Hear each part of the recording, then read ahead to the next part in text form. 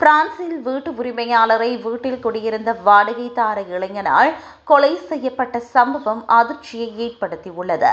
வால் demon மாவட்டத்திற்குட்பட்ட சாம்பினி ஜுமான் பகுதியில் இந்த சம்பவம் இடம்பெற்றுள்ளது. நேற்று முன்தினம் நள்ளிரவு 1 மணியளவில் போலீஸ் நிலையத்தை தொடர்பு கொண்ட சந்தேக நபர், நானே எனது வீட்டு உரிமையாளரை கொன்றுவிட்டேன் என கூறினார். சம்பவ இடத்திற்கு விரைந்து வந்த போலீசாரிடம் சந்தேக நபர் தனது கைகளை உயர்த்தி எவ்வித எதிர்ப்பும் காட்டாமல் சரணடைந்துள்ளார். அவர் தற்போது கொலை குற்றச்சாட்டின் கீழ் கைது செய்யப்பட்டுள்ளார். கைது செய்யப்பட்டவர் 32 வயதுடைய இளைஞர் என தெரிய வந்துள்ளது.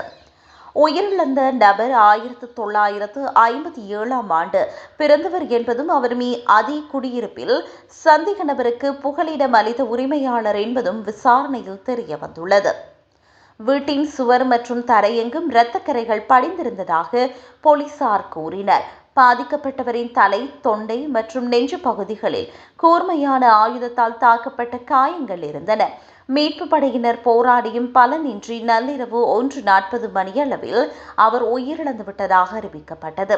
இந்த இரத்த கலரிக்கு காரணமான தகராறு என்ன என்பது குறித்து இன்னும் முழுமையாக தெரியவில்லை.